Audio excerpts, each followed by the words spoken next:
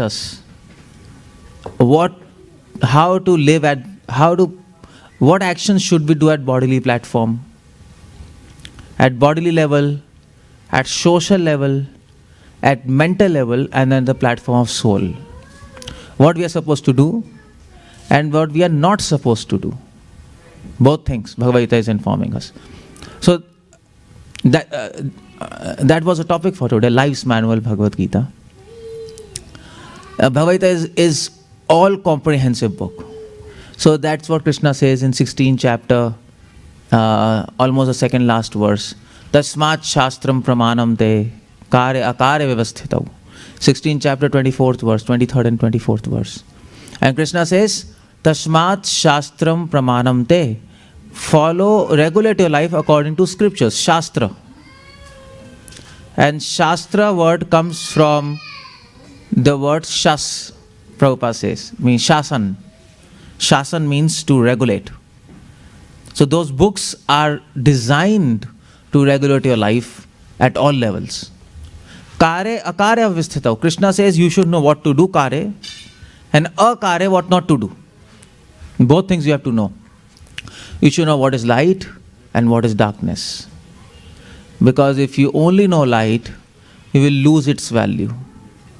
And if you only know darkness, you will be full of fear. But if you know light and darkness both, then we can appreciate light. Is it? If we don't know darkness, we cannot appreciate light. So many people, and that's what Krishna says. Rasarjam rasopyasya. If you have a higher taste, can we ask that Mataji to do something? Okay, thank you. So that's the idea. If you have higher taste, you will lose lower taste. If you have taste of light, you will lose taste for darkness. If you have taste for permanent, you will lose a taste for temporary. If you have taste for eternity, you will lose the taste for whatever gets destroyed. If you have taste for immortality, you will lose taste for death. That's said in Upanishads. So we need to know both darkness and light. And that's why Krishna says you should know what to do and what not to do. So at every level we have to know. So Bhagavad Gita 16th chapter, it will help you to understand what to do and what not to do at the level of body. Okay, we do actions at the level of body, is it? We talk, we see, we interact with people. So how to talk, how to see, how to interact with people, how to speak, everything Krishna says in 16th chapter specifically. Krishna also instructs in Bhagavad Gita what to do at the level of society, social level, how to act at social level. That is, at social level we generally do two things, achar and vyavahar. Is it? Society, what we do? What we do society? Vyavahar means we treat other people in a particular fashion. Everybody, is it? Some people are friends, some people are enemy. And also we try to project our image to people. Okay, I am this. In society we do like this, no? Like in society you try to project yourself, okay, I am a gentleman. Or a terrorist, he will like to project himself, I am the most dangerous man on the earth. Or maybe a businessman will like to project, I am the most smart person on this earth. No, that's achar. How do you carry yourself? So Bhagavad Gita 6th chapter and 14th chapter explains us how to deal with the society, how to actually act in this society. And then Krishna also tells us what to do and not to do at the level of mind, mental level. And that's also in Bhagavad Gita. What to think and what not to think. Again, you have to go to 16th chapter and 17th chapter to know what to think, what not to think. We are not free to think anything. We should be trained how to think. And that all these things are in details explained in Dharma Shastra. Dharma Shastras are helping us to understand what should be our actions at the level of body, mind and society. That's what they're training. That is what Sri Ramchandra, he came for. Sri Ramchandra, he was Maryada Purushottam. And he followed Dharma Shastra and showed us how to practice them. So, what is the most classical example of Dharma Shastra? Manu Samhita. We all know, ne? Prabhupada says, no? Manu Samhita is the best book for Dharma Shastra. If you want to know Dharma, Dharma means our actions at the level of body, mind and society. Dharma doesn't mean some kind of ritualistic things. That's a wrong understanding. That's not religion. For that there are scriptures. So we have Manu Samhita, that's the best book and the prototype book. And then there are 32 Dharma Shastras more. 32, that's the list, that's what we have. 32 Dharma Shastras. And among them, some are very famous. For example, we have Bodhayan Smriti. And so you can remember these names because it will help you to impress people, first of all, if you are preaching. And second thing is, second thing is mostly we are preaching people who are who don't know anything. Is it? Our preaching is almost, वो हिंदी में कहते हैं ना, अंधों में काना राजा. You know this? So in English, is there any parallel thing for this? Andho mein kana raja. Our preaching is almost like there are so many fools and you are a better fool than them. So you are telling them. It's like that. But if you happen to meet some scholarly person, then you will have tough time to preach to them. So they might ask you, so you're talking about Sarv Dharman Paritajye. So can you name any scripture which talks about dharma? And you might say, come on, which scripture talks about dharma? Bhagavatam? Come on, no. Chaitanya Amrita? No. Bhagavad Gita? Some point. But main scripture which talks about dharma is Manu Samhita. And then there is, and then the next name comes is Bodhayan Smriti. This you should remember. Bodhayan was the name of Rishi. He wrote Dharma Shastra. And then you have Gautam Smriti. So Gautam Muni also wrote a book on Dharma Shastra, Gautam Smriti. And then you have Ashvalayan Smriti. Ashvalayan was a rishi. And then famous is Vishwamitra Smriti. This we know. Vishwamitra, everybody know. So these are one of few famous Dharma Shastras which you should know. At least the names. You don't need to read it, but names you should remember. And Manu Samhita you should not forget. If you forget Manu Samhita, and if you go and try to preach somebody, and if they ask you what is the Dharma Shastra, and if you forget Manu Samhita, instead of you giving them laddu, they will give you laddu and say, go back to home. You can't afford to forget the names of these books. So that is Dharma Shastras, okay. So Dharma Shastras, if you read all Dharma Shastras, you will be perfect gentleman. Either you can read all Dharma Shastras, or alternatively you can read Valmiki Ramayana. Because Ram is following all those codes and conducts, and by his personal example, he is teaching us how to act personally in society, what to think, what not to think. He is setting maryada. Dharma helps us to set maryada, the limits which we cannot cross. So like for example, you are sitting in a lecture. Most of you are sitting in in this position, no? So none of you sit in an awkward position, okay? So you don't sit with your legs in front of me, is it? You don't sit like that. But if some American comes, he will sit like that. He might sit like that, no? I have given lectures, American comes, he might sit with legs facing towards me. Is it? But according to Dharma Shastra, that is wrong. We are trained by culture, no? We should not sit by legs facing the speaker. In fact, in Dharma Shastra it is said, if you sit with legs facing towards the speaker, and if a king comes to know that, the punishment for that is they will cut your legs. That's a punishment for that. And that is why most of us, we have to sit like this, because if you sit like this, then your legs are hidden. And most of the times, culture also demands us to wear dhoti or sari, because in dhoti and sari, our legs are hidden. You can hide. In this pant or pajama, salwar kurta, you can't hide your legs. And and in Dharma Shastra it is said, if you go to a respectable person, if you sit like this, and they can see your legs, not just, then your legs will be cut. They'll cut your legs. That's all. That is, the Dharma Shastras are very strict, and it was there in our culture.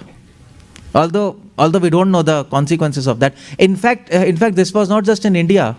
If you go to Rome and Greece, they had slaves. You know this? There was slavery. So slaves were. So in Rome and Greece, they didn't have dhotis. Like, they were slaves, no? Slaves were wearing just some kind of cloth. So they were supposed to sit like this Prabhu is sitting. And this is called. So this is called as. So what do we say? So it is called as Vajrasan. Yeah, Vajrasan. You have to sit like this, because in this you can't see the feet. And that was the standard of a culture and actions. So all these things are there. So we have limits of how to sit in public. There are limits how to sit in your home. There are limits what to speak, what not to speak. Is it? So all these things Ram was teaching us. Lord Ram, he came to set Maryada. But there are some actions which we have to do at the level of soul also. We talked about body, society and mind. Ram taught that. But Ram didn't teach us what to do at the level of soul. Not exactly, explicitly. That incarnation was not to tell us what to do at level of soul. What is the action of soul? What should we do? What should not we do? And for that Krishna came. Krishna took incarnation. He said, okay, the most important is soul. Fine. Ram taught body, society and mind. But what about soul? That's the most important thing. So Krishna came and he acted, he spoke Bhagavad Gita, and he said the only action at the level of soul is surrender. Sharnagati. And this is what we are going to talk today. Sharnagati. Surrender. And in Bhagavad Gita, he concluded Bhagavad Gita as surrender unto me. Is it like that? So what is surrender? That's the question. Other things, Maryada, you can read Ram Leela. Even if you don't understand Maryada, no problem. But if you don't understand surrender, you can't afford to keep your body and lose your soul. You can't afford to do that. And that is what Chanakya Pandit said. For this society, we can leave a family. For the nation, we can leave society. For the entire world, for the benefit of entire world, we can leave the nation. But for the benefit of soul, we can leave entire world. As Chanakya Pandit said. So that soul is the most important thing. That's the crux. And that's why Krishna came. Okay, fine. The only thing you have to do at level of soul is surrender. Soul is interested only in surrender to God, nothing else. Nothing else. It's not interested in money, it's not interested in career, it's not interested in anything, only surrender. Whatever we are doing at level of body, mind and society, if it doesn't help us to... so if all these actions doesn't help soul to surrender to Krishna, they are almost waste. No? Srimad Bhagavatam says that, no? So which is that verse? Anybody knows that? Without... next. Dharma sonishtita pumsam vishvak senu kathasuya na utpade dadiratim shrama evahi kevalam. If you follow religion perfectly, if you are a perfect gentleman, if you always help your family, if you don't speak lies and you help people around you, but by doing that, So if you follow Ram, his teachings perfectly, but if you don't develop love for him, love for Krishna, it's waste. It is useless labor. It is like that example is given. So it is like hitting an empty husk. Is it? If you take empty husk, if you hit it, nothing will come out. No rice, no wheat, just husk. It is waste of time. Just waste of time. In God's eyes, your goodness has no value. If you don't love Him, it has no value. But if you love Him, then it is an ornament. Otherwise, no value, is it? Like, so that example is given. Suppose you have a female. Suppose there's some female, and she is very beautiful. So, and then she goes to a beauty parlor and does makeup. So she appears more beautiful. No, after makeup, beauty parlor, female generally they look more beautiful. But if suppose you have a female who is died, and then you take the dead body to beauty parlor and put all makeup and then you bring her, she will no longer be more beautiful. It will be a horror movie for you. She'll become more ugly by that makeup because she's dead, no life. No. So without life, all this ornamentation and makeup, it brings more ugliness, not beauty. But with life, it is an add-on. It makes you more beautiful. Similarly, without love of Krishna, all your goodness is like makeup.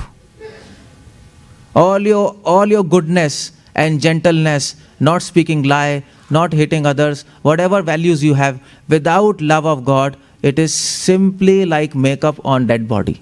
You will look more ugly in the eyes of God.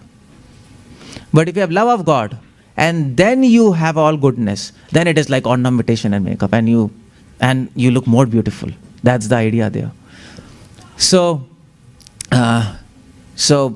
what the duty of soul is to surrender. Okay, fine.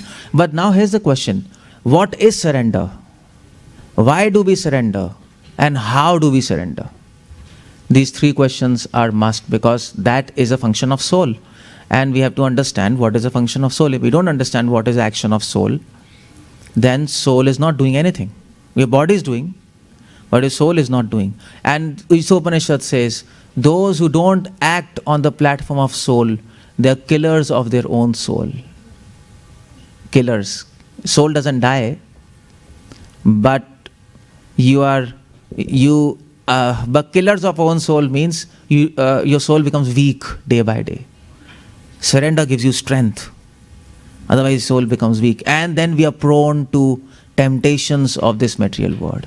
A weak soul is prone to temptations of flesh. A weak soul is prone to temptations of matter. And we will be lost in this world of delusion.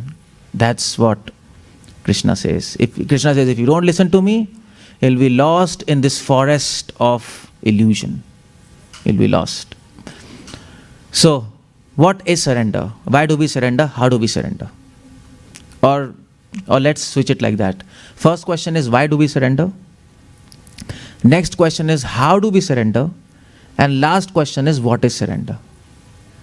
Okay, so can anybody tell me, why do we surrender to God? Why do we have to surrender to Him? People can say, okay, I'll earn money and I'll become businessman, good businessman, I will take care of my family. Sometime I'll come to this temple and offer my puja, and that's all. Surrender? Come on. That we will do in old age. That's what is usual thing, no? In old age we'll do, or maybe next life something, but this life it's okay. So why do we have to surrender? We should know the reasons for that, no? So we earn money, all of us earn money, because we know why you need money. That's why you earn money, no? You know the mechanics of why. You earn money because you need money for life, For food, shelter and clothing. Is it? If money couldn't buy food, shelter and clothing, we would not have been earning money. Simple as that. So, you know the reason to earn money, and that's why you are earning money. So you should know the reason to surrender. And then we will surrender to Krishna. So why do we surrender to Him? What's the answer? Why do we want to surrender to Him? Why do all saints, all religion order us to surrender to God? Islam means surrender. The word Islam means surrender, by the way. Surrender to Allah. And even in Christianity, the word surrender comes. So in one of the names of God, the word surrender comes. So I was telling, in Hebrew, one of the names of God is Adonai. And Adonai means surrender. And attraction. That is the meaning. So, can anybody tell me, why do we want to surrender to Him? Somebody superior, so we say. Okay, He is superior, but then why only God? He might say, let's surrender to Mr. Trump or...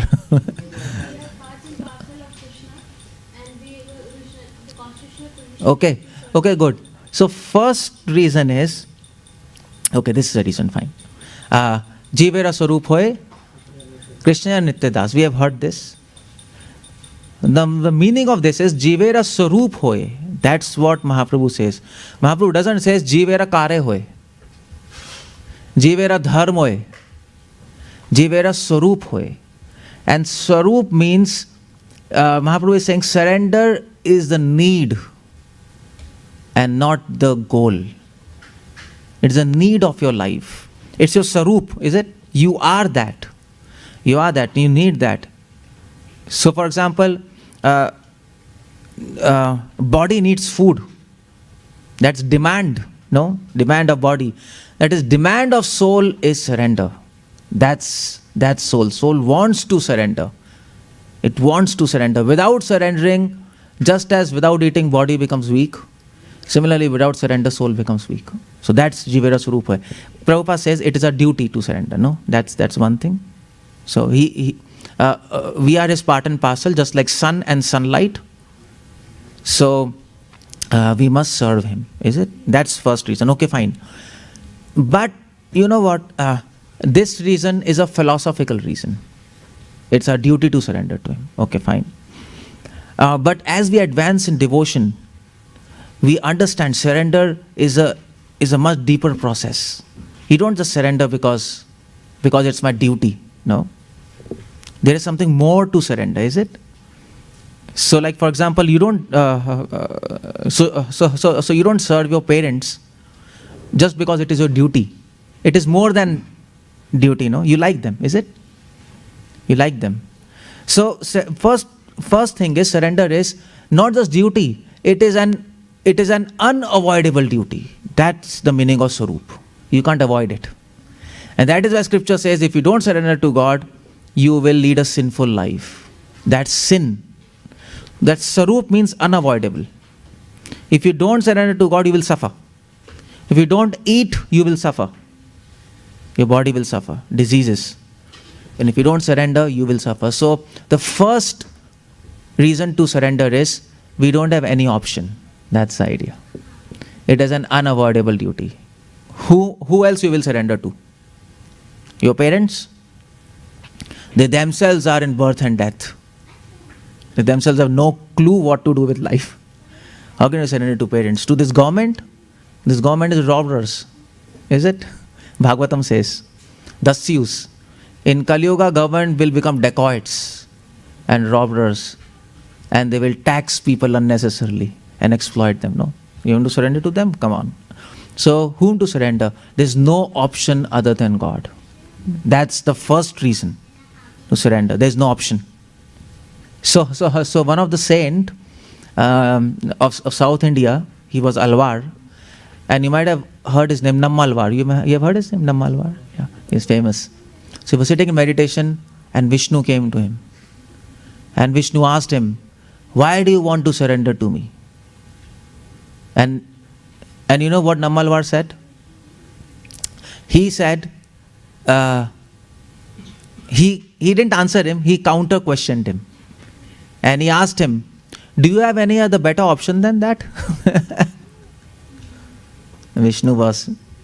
He had no answer, he just kept quiet. He just got, that is Jivira Swarupa Krishna Nityadas. Is there any other better option? No better option.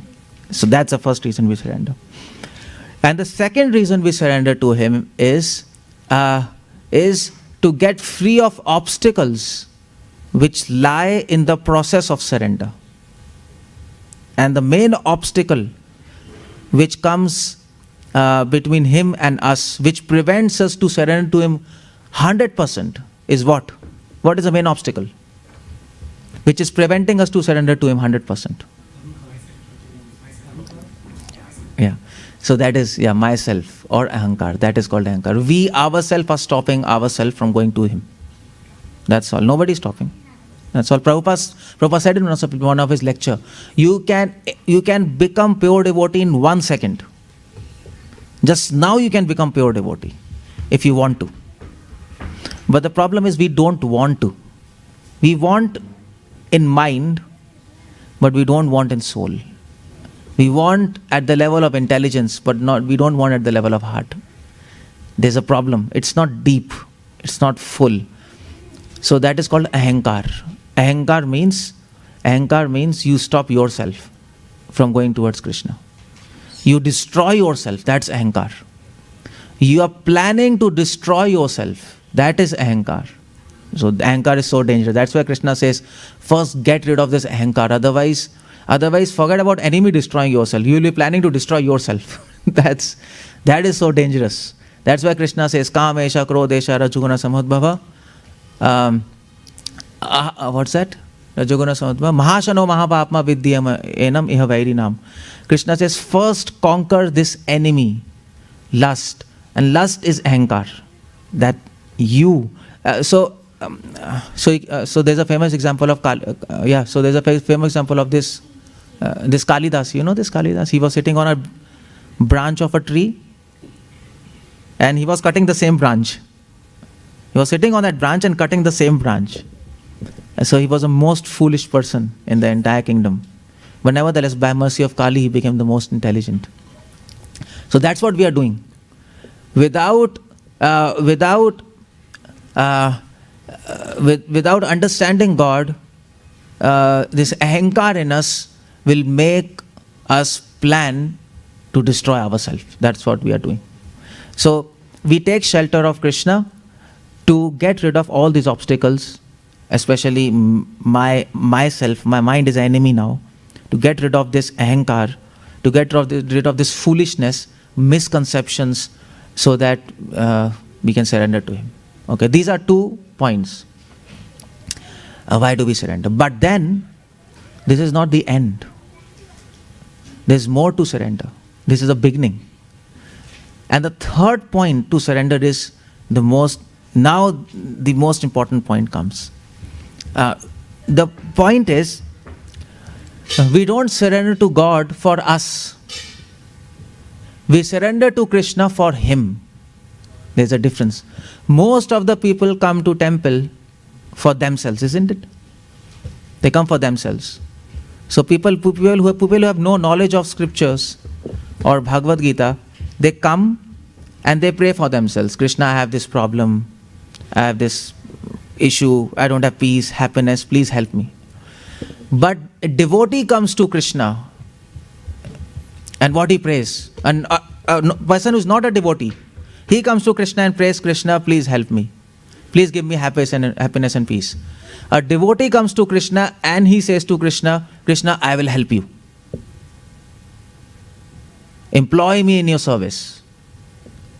And I will give you peace and happiness. Now this is difficult to understand, no? Because then we will say, come on, you will help God? And you will give him peace and happiness? It seems crazy, no? And that is why common people cannot understand this. Common people, it's beyond the understanding. Until unless we understand who God is and how he thinks, we will not be able to accept this proposal. But in fact, Srila Prabhupada in Srimad Bhagavatam I'll quote you, 9.9.64. 9th canto, 9th chapter, 64th verse, purport. Go and read that. And Prabhupada writes a beautiful commentary on that. It comes in Bhagavatam, and Prabhupada writes, the Supreme Personality of Godhead is self-sufficient. Is it? He is self-sufficient. No, he has everything. How can we help him? He can help entire world. Vasudeva Kutumbikam. But to enjoy his bliss, he requires the cooperation of his devotees. That's what Prabhupada says. In Vrindavan, although Krishna is full in himself, he wants cooperation of his devotees, like cowherds and gopis, to increase his bliss. So that's what Prabhupada says here. Not only does God enjoy the company of his devotees, but because he is unlimited, he wants to increase his devotees unlimitedly. This is Krishna Consciousness movement, Prabhupada says. And Prabhupada gives an example. Here's an example he gives. He gives an example. Suppose there's a man who is very rich. Is it? He has everything. He has money, name, fame, everything. But if that person doesn't have son, will he enjoy? No. And we have seen in history, they were big kings, but they didn't have son. And they were very miserable. Because you need son, no? They need son. And that is why in Bhagavatam there's a story of Chitraketu who didn't have a son. He was so sad, and then Narad Muni comes and they give blessings, and then they have son. So that's Prabhupada gives example, or Bhagavatam gives example. Just like a rich man who has everything but without son, he is frustrated and depressed. Similarly, Krishna has everything but without son, without his devotees, he will not feel happy. He needs his devotees to be fully happy. So that is why we surrender to him. We surrender to him to increase the number of his devotees, to increase the number of his sons. You know what, previously, like 50 years back just, people used to have 10, 11 sons, no? 11 children, no? It was like a cricket team, people used to have. But now, in fact, now you have just 1, 2 because of economical constraints or maybe physical constraint. Females are not strong enough to produce 11 babies. 3 babies, they'll die probably. Or they will have some kind of medical problems. But previously they used to have 11, 12, 15. I have seen 15 children also. So 1 or 2 will die and others will live. Why? Because it gives pleasure. Is it? It gives pleasure. Children give pleasure. And then your children get married, and then the grandparents, they have just one goal in the life, one desire, that the children should have more children. Is it? And then you have small children, and then you enjoy. So it's similarly like that.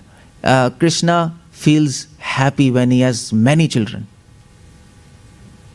And his children are devotees. So our job in this material world is to increase his children. That's why we come to him, to increase the number of devotees. And that is called preaching mission. Preaching, we do preaching so that we convince them and take them back to Krishna. Why? So that Krishna becomes happy. He will enjoy. If he has more devotees, he will be more happy. If he has less devotees, he will be less happy. So we come to Krishna to make him happy, not to get happiness. We come to Krishna to help him. The only unhappiness within Krishna is that people in this material world are suffering without him. Is it? Now Krishna is full of happiness, but this doesn't mean that he will be happy that we are rotting in this material world. That's complete nonsense, no? Because if you put so if you say Krishna is happy, Krishna is so happy that we are all rotting in this material world, then he is not compassionate, is it? Then he is hard-hearted. Then you can't do mercy if you don't feel the sufferings of other person. Understand? I can help others if I feel his sufferings. Otherwise, there's no concept of mercy. No concept of mercy. If I'm happy, even after seeing his sufferings, I will not help him. And the greatest quality of Krishna is mercy.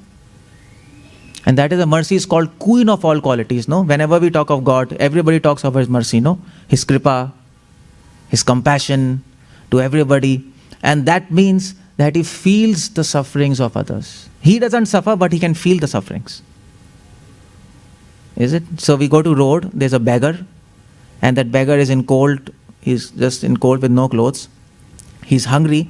So you can feel his sufferings, but you don't suffer. You're not suffering, you're not hungry, you are in coats. That's nice, but you can feel what it is like to be hungry and what it is like to be in cold. So Krishna doesn't suffer, but he can feel your sufferings. And that, and what he can feel exactly what it is like to be in this material world. He can exactly feel what it is like to be in this body, bonded in this body. He knows this is extremely miserable. To be in Seattle, it's extremely miserable. You don't know, but he knows. He knows. He knows. A dog in the street or a pig in the drain, it can't understand how much suffering it is. But we can understand, come on, it's like wasting life, it's so much suffering. So he can exactly understand. So his mission is to come here regularly in form of incarnations and reclaim and help us to go back to him. That's his mission. And Prabhupada says we must participate in his mission and help him in his mission. That is why we come to him, to help him, just like soldiers come to king. Oh king, we'll fight for you. Just like monkeys of Ram, no? Is it? All these monkeys who helped Ram, they didn't come to Ram for their own peace and happiness, no? They came to Ram and Ram said, will you fight for me? They said, yes, we'll fight for you. So we have come here to help him in his mission. That's what our idea is. So Prabhupada says we are almost like monkeys of Krishna. We are almost like monkeys. It is better to become monkeys of Ram rather than become a civilized person. That's much better, is it? So you want to become monkeys or a civilized man? Better to become monkeys, no? At least you do something for God. So that is the point. We surrender to him not to protect our interest, but to protect his interest. We surrender to him to serve him and not to be served by him. That's the third reason for surrender. You don't come to him for yourself, for him. That is a beginning of real surrender. That is a beginning of real surrender. Before that, it's just philosophy, is it? I surrender to him because I'm part and parcel of him. I surrender to him because it's my duty. I surrender to him to get free of false ego. That's okay. But that's your agenda. What about God? Is it? So you go to a company and you ask, and the boss will say, okay, so why are you joining this company? So you will answer, it is my duty to serve society. Okay, nice. So why do you join this company? Because I want to earn money. That's okay, but anything else? And the main thing is I am joining this company to actually help this company to grow. That's the main thing, no? If you don't tell this, then he will say, come on, get lost, you're just interested in your money and this, what will you help me, just get lost from here. So that's the idea. Fourth reason, we surrender to him because we want to reciprocate with the mercy of Lord. So Krishna is so merciful to allow us to serve him. That's his mercy, no? He's so merciful that you're sitting here. He's allowing you to sit here. Is it? You're not sitting by your own efforts here. You might have a desire to hear this lecture, but the power to hear this and the power to sit, that's given by Krishna. It's not your own.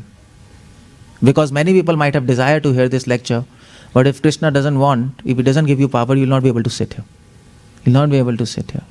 Suddenly a phone will come. Prabhu,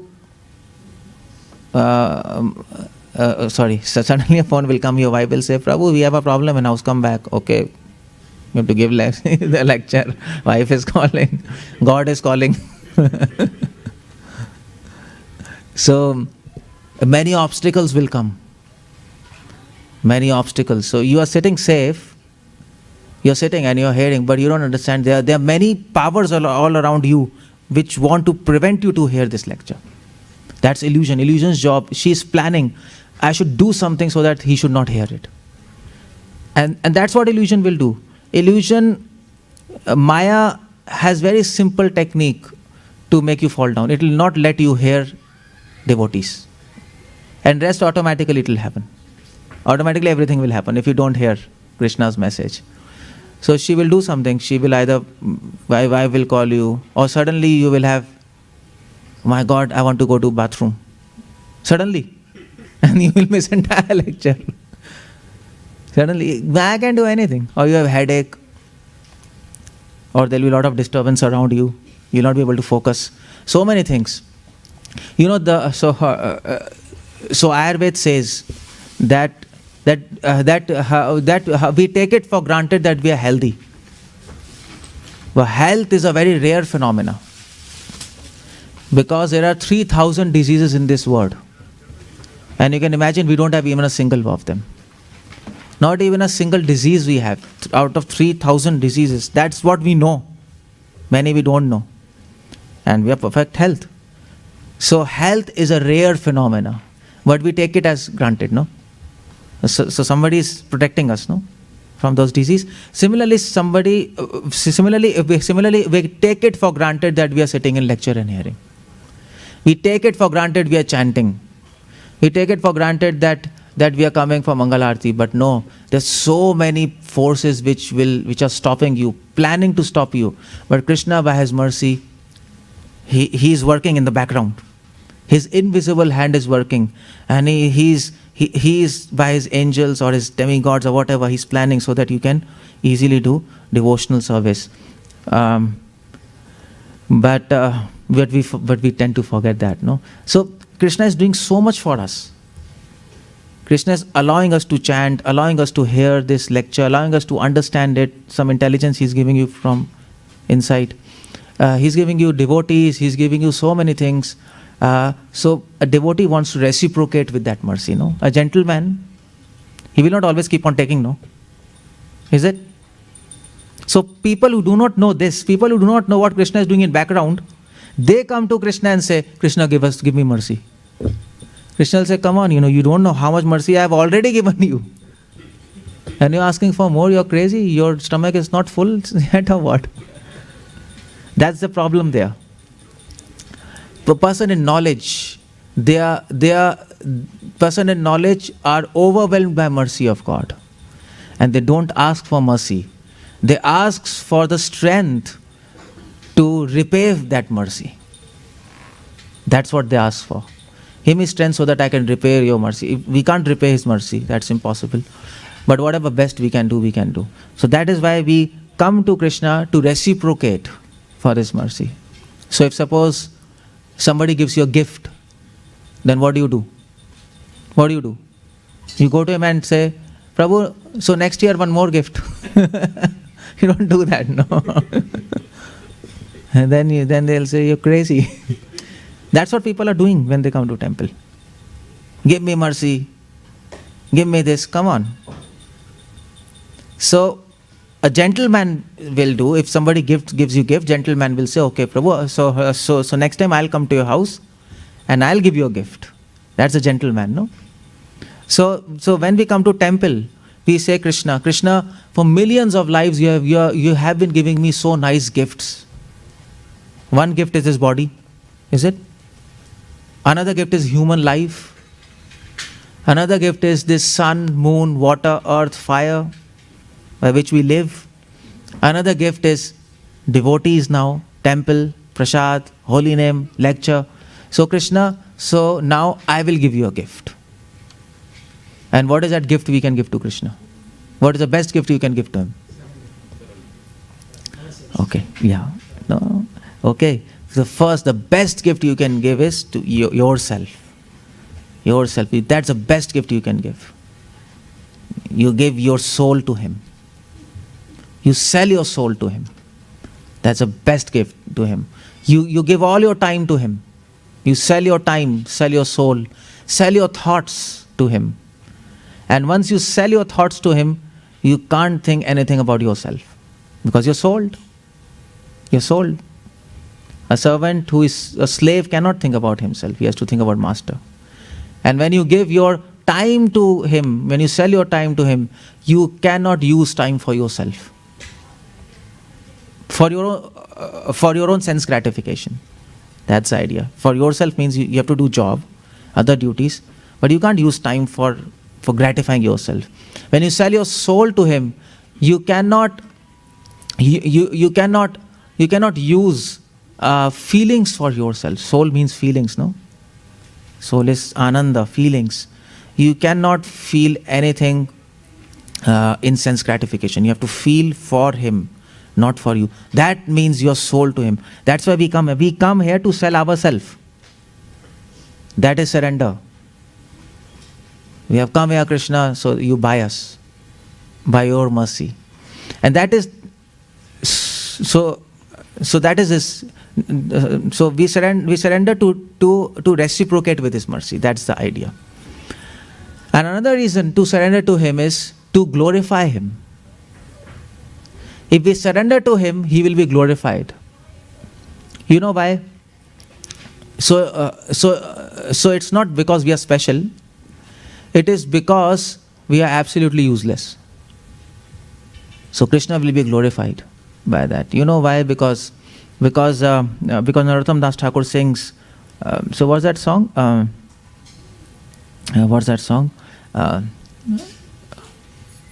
Supatita pavan tumhe kishera lagiya. That song is there. So if I surrender to you, and I am the most fallen, and if you help me, if you accept me, you will be glorified in entire world that you are the most compassionate of all. Is it? Is it? So if a prostitute comes and she says, please accept me, I want to live in your house, will you allow? Come on. She's a prostitute. You don't allow her, no? She's defamed. And if she goes to a saint and she says, I want to live in the ashram, I don't have any place to stay, he will say, okay, fine, stay. No problem. No matter you're a sinner, stay here and serve God. So people will glorify that saint, is it? Like, okay, fine, he's such a nice saint. He didn't care about whether that person is defamed or bad. He allowed them to come in his shelter. That's what devotee says. Krishna, I'm so fallen. I'm worse than a prostitute. A prostitute serves many masters, is it? Except a husband. Similarly, we have been serving many masters except Krishna. Millions of lives we have been serving this, that, some person, another person. We are like prostitutes and we are defamed in the society of demigods. And we go to Krishna and we say, Krishna, please accept her. Krishna says, come on, no problem. Come to me. Come to me. And that's why then people will glorify Krishna. Krishna is so nice and so compassionate that He can accept anybody and everybody without considering his own reputation. He doesn't consider his reputation. And okay, fine, come to my shelter. So to glorify Him, we come to Him. Not to actually just to sing bhajans, but really so that He will be glorified. And the last of all, why we surrender is the most important. We surrender to Krishna to relieve Him from unhappiness. Not just to give Him happiness, but to relieve Him from all his anxieties. And that is why this altar is there. What we tell to Krishna? Krishna, you stand nicely and we will serve you. We come to Krishna to take all his anxieties. Krishna, you give all anxieties to me and you be free of anxiety. You know this. So once Prabhupada was sitting, I think he was sitting in Vrindavan. He was having headache. So I think who was there? I forgot the name of a devotee. He came and he said, Prabhupada, what happened? Prabhupada said, I'm having a headache, lot of anxiety.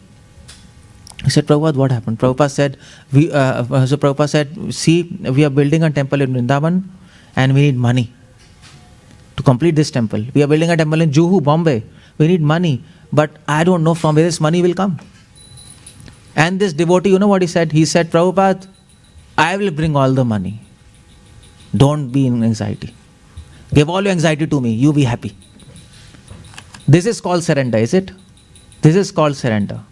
It is not that Prabhupada will say, I am feeling so much anxiety. And the devotee will say, Prabhupada, I have brought another anxiety for you. There are some devotees fighting, you have to manage that also. That's absolutely disservice. So we are here not to ask Krishna, relieve us from anxiety. We are here to ask Krishna, give your anxiety to us. That is the ultimate meaning of surrender. If you can understand that, you go back to Him. Spiritual word. But that is very difficult to understand. That is very difficult to understand. Most of us are interested to get rid of anxieties, no? Most of us. Oh, come on, we don't want anxieties. We don't want anxieties. Or most of us can't even conceive this concept that we want to have anxieties. To have anxieties for Krishna is bliss. That is happiness. Bhaktivinoda Thakur says, "Tumhara sevaye dukh hoye jat, sahi to parama sukh." That concept, jnanis, yogis, non-devotees, they can never understand. How can there be happiness in anxieties? That is called love. We are not interested in ordinary peace, ordinary happiness, ordinary bliss. We are interested in a bliss which is beyond dreams of anybody, beyond dreams of anybody to even dream of. That kind of bliss. And that you can understand, that everybody can understand, no? That so you are all working in society, earning money for whom? For your family, no? For your wife and child. And it is pretty stressful. It is so much anxiety is there. But after your work, after having so much anxiety, your boss will like thrash you or whatever, you will be in traffic and you come back. You have so much anxiety, but when you come back and your child comes, Papa, and all anxiety gone. Because you're doing for Him. You're doing for Him. Just by thinking of Him, you can take all anxieties. And that anxiety will be, at point of time, it will be more blissful. Okay, fine, I'm doing for them. Yes, I should do more. Is it? So that's the idea. So if you think Krishna is yours and you're Krishna's, and then you take anxieties for His anxieties, and that will be bliss for you. That's why we come to Him. So it's just the opposite, no? Just the opposite. People come here to give the anxieties to God. Devotees come here to take His anxieties. People come here to ask for happiness. We are coming here to give happiness to Him. People come here to take help from Him. We are come here to give help to Him. That is called love. And that is why it is said, love walks like a snake. You know, so it is said in Chaitanya Charitamrita. The path of love is like a snake. You will not understand how snake is going, no? Snake walks like this, it doesn't walk straight. You don't know when snake will go here or there, you can't understand. It is crawling and you will not be able to understand its way. Similarly, the ways of love cannot be understood. If you want to understand the ways of love, you have to fall in love. There is no other way. There is no other way. If you want to understand what you mean by surrender, you have to surrender to Him. There is no other way. And this is why we surrender to Krishna. This is all reasons we surrender to Him. If you can understand all these reasons, it is impossible that you will not surrender to Him. Impossible. But if even after hearing this, you don't surrender to Him, then that means then Krishna will be super frustrated. No, He will say, "Come on, I have given all reasons, and still you don't surrender." He will be super frustrated. So in order not to super frustrate Him, understand why you have to surrender to Him and surrender to Him. Okay, so that is why we surrender to Him. Okay. Now the question is, how do we surrender to Him? What is the process of surrender? Okay, we have to surrender to Him, we understand. But how do we do that? How do we start doing that? What are we supposed to do? And that Krishna Himself explains the process of surrender. That is in 15th chapter, 5th verse, Bhagavad Gita. Go and read that, 15.5. This verse, so anybody knows this verse, 15.5? Anybody knows that? Famous verse. Nirman moha jitta sanga dosha adhyatma nitya vinivritta kama dvandair vimukta sukha dukkha sangair gachanti amura padam avyayam tat. This is a verse. Prabhupada says, the surrendering process is described here very nicely. This is the first statement. So how do we surrender? Krishna says, surrender begins with nirman moha. The first step of surrender is leave all your false prestige. And that means the first step in surrender is you should understand that you know nothing. That is, false prestige is this, no? Prestige is, I know many things. That is pride, no? I know devotion. I know Krishna. No. First step of surrender is, Krishna, I don't know anything. I am ignorant, fool. That is nirman moha jita sanga dosha. And the next step of surrender is leave bad association. Leave bad association. Leave association of those so bad association means all that association which is taking you away from God. And what is the worst association? What is the worst association? Anybody tell? Your own mind. So leave associating with your mind. That's all. First, if you associate with your mind, you are digging your own grave. Don't listen to your mind. Your mind will keep on saying this is. Never listen to him, because mind is your enemy now. So that association, there is external association, internal association. Most of us focus on external association, no? So internally the worst association is mind. Externally the worst association is, what is the worst association externally? Externally the worst association is your relatives. I don't say that. Rupa Goswami says that. Our relatives are the worst association. वो कहते हैं ना, मुँह में राम राम बगल में छुरी. You know this? So the idea is our relatives appear as friends, but they are our enemies. Because they are the first people who will come to say, ये क्या कर रहा है? What you are doing? You are chanting? Leave this. So outside people will not say to you as much as your relatives will say. So that's, leave those bad associations. So leaving association. So this doesn't mean that you stop going to relatives. Is it? Now tomorrow your mama will come and you will say, come on, get lost. Jit sanga dosha. I want to. You don't do like that. The idea is you don't take their ideas. If you are sitting with somebody and you don't accept the ideas, it is as good as not associating with him. Is it? So like for example, we are traveling in train. In train, there are so many people sitting around you. Are you associating with them? No. You don't talk to them, they don't talk to you. Or even if they talk to you, you don't really accept their ideas. It's just talking in joking mood, no? It is just entertainment, that's all. You don't accept the ideas seriously. So similarly, when we meet people, we should not accept their ideas. We should also understand that relatives are very dangerous. Relatives can be potentially very dangerous. They can be dangerous, so be careful. Don't associate much with people who will stop you from going to Krishna. Avoid. Make some excuses. You can make some excuse.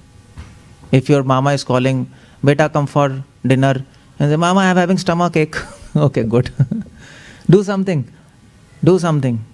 But you have to be clever enough to live in this society. Clever enough to be a devotee of Krishna. You have to make your own way. That is called Jita Sangha Dosha. Don't associate with Mayavadis. Mahaprabhu says, Krishna Bhakta. Don't associate with people who are absolutely non-devotees, atheistic people. Don't associate with people who are interested in females, Stri Sangi, who are always talking about complete trash and nonsense. Don't associate. Now, today we have to add the list. One more thing. Don't associate with Facebook. Don't associate with WhatsApp. That's the worst association you have in your pocket. Don't associate. Just delete your Facebook. That's all. Finish. And I tell you, you'll be much happier in your life. Definitely, you'll be much happier. Is it like that? No. And all this WhatsApp, and it's a crazy thing, and you'll go mad. That's association, no? All these pranks. You get pranks, and then okay, one prank. Okay, this prank is just 5 seconds. You click and you see that.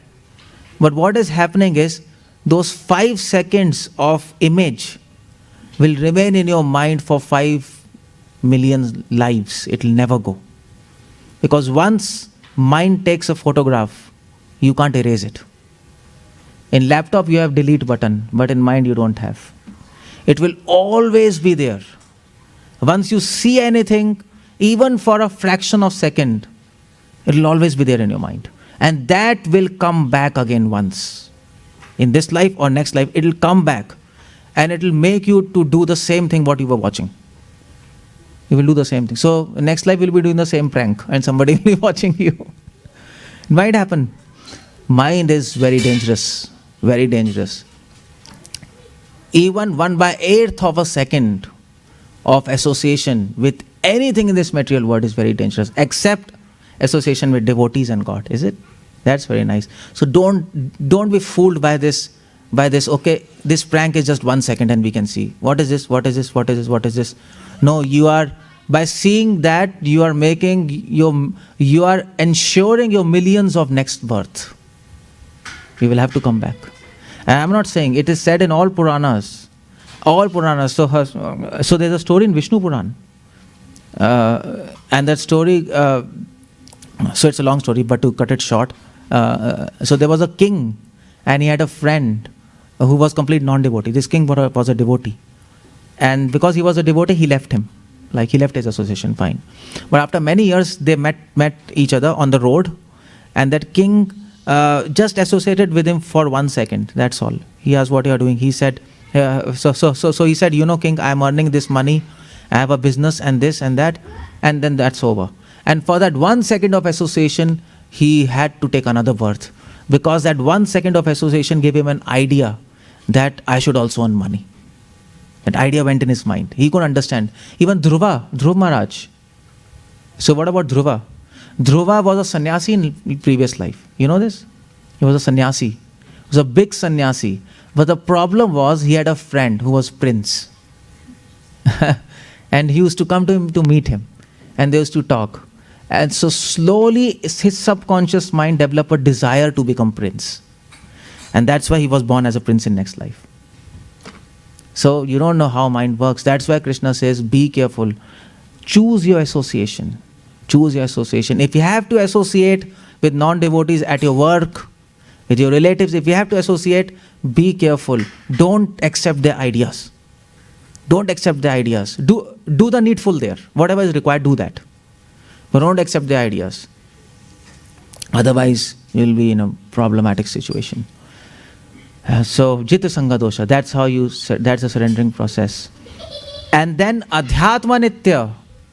And then, so if you don't associate with other people, then you save time, is it? If you don't associate with non-devotees, you save time. If you don't see WhatsApp, Facebook, you save time. And when you save time, then you do Adhyatma Nitya. Adhyatma Nitya means you spend time in spiritual life. Read, chant, make good impressions in your mind, not bad impressions. Make good impressions. And if you do like this, then Krishna says, you will definitely come to me. You will be free of lust, anger, greed, dualities, and you will come back to me. This is the process of surrender. In summary, how to surrender. But the last question, which is most important, is what is surrender? That's the most important question. And surrender in Sanskrit it is called Sharanagati. You know this, no? So there are other names of, we have other synonyms of Sharanagati. Like for example, Prapatti.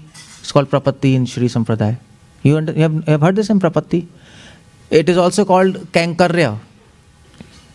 Kankarya means servant. It is also called Nyas Vidya.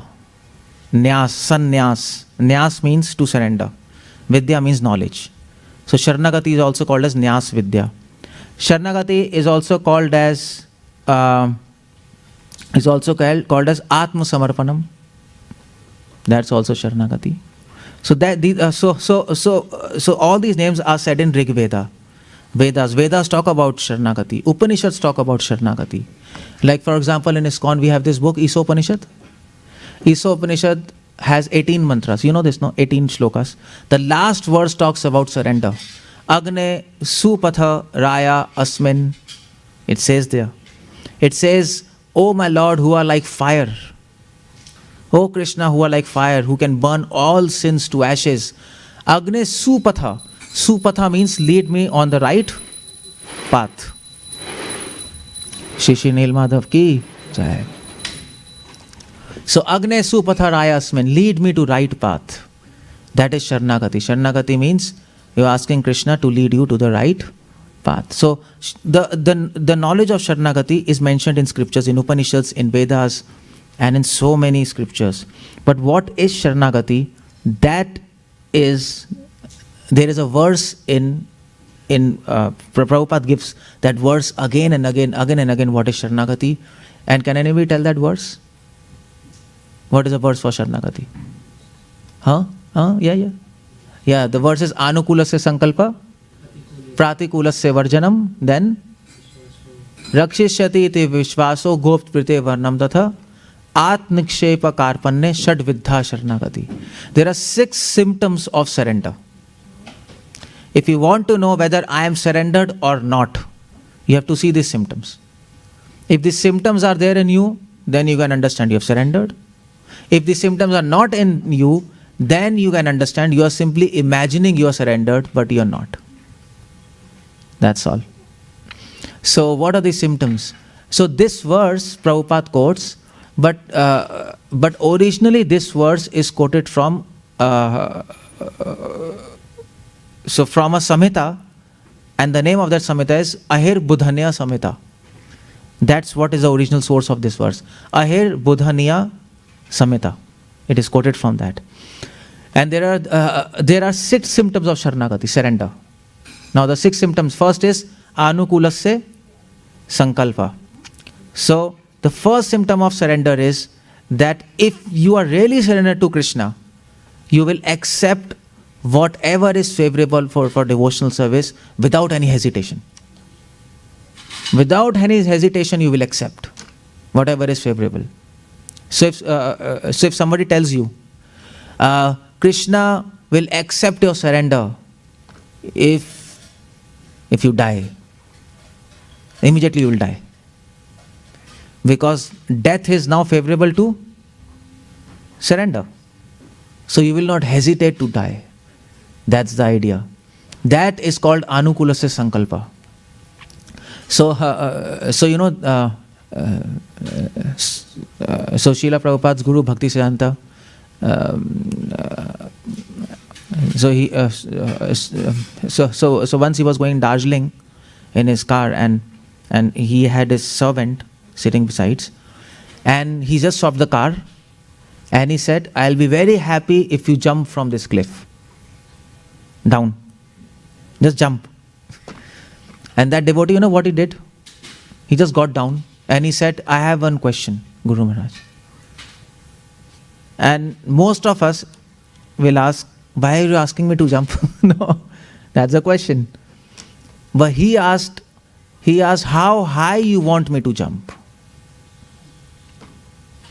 You want me to jump from here or higher or higher? How much higher? Tell me. I'm ready to jump." And that is 𝗪𝗂𝗪𝗲𝗪 sankalpa. Anything which can please Krishna and his devotees, you are ready to accept without hesitation. Immediately. That is a symptom of surrender, is it? It's like that, no?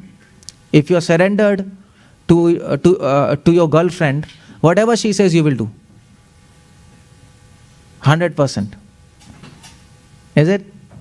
And that's what movies are made, no? So that girl says, "So will you bring the moon for me?" He will say, yeah, I will bring the moon for you. He's ready to do anything. So if that girl says, "Do you really love me?" He says, "Yeah, I really love you." So she says, "Will you shoot somebody for me?" He says, "Yes, I will shoot whatever you say." That happens, no? Happens, no? Like people go mad in love. That is a symptom of surrender. For Krishna, we can do anything. And that's what Krishna asked Arjuna.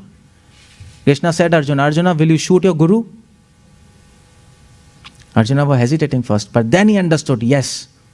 Surrender means 𝗪𝗂𝗪𝗲𝗪 sankalpa. Whatever pleases Krishna, I am ready to do without hesitation. After hearing Bhagavad Gita, he understands, he takes up his bow and arrow, he says, yes, I am ready to shoot my guru, no problem. If it pleases you, if it is favorable, I am ready, without any hesitation. Without any hesitation. That's the important thing. We might accept what is favorable to devotion with some hesitation, is it? Yeah, it is favorable, but you know why, I don't know what to do, what not to do, but anyway, let's do, otherwise it's offense. Mostly we do out of fear and not out of 𝗪𝗂𝗪𝗔 sankalpa. It is not out of surrender, it's out of fear. So, but the symptom of surrender is, so 𝗪𝗂𝗪𝗔 sankalpa is not just to accept what is favorable to devotion. It's not just that. To accept what is favorable without hesitation. That you have to put in the point. So, and that is why it is called 𝗪𝗂𝗪𝗔. It is not anukul. Anukul is different from anukul. It is a. So, if you say anukul, it is just referring to actions. Anukul refers to your mood. Mood also. That if you go in Sanskrit, you will understand. It's 𝗪𝗂𝗪𝗔 sankalpa. Without hesitation, that component is there. And then, so next symptom of surrender is, what's that?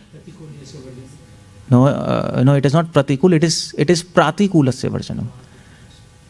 So it is not anukulasya sankalpa, it is anukulasya.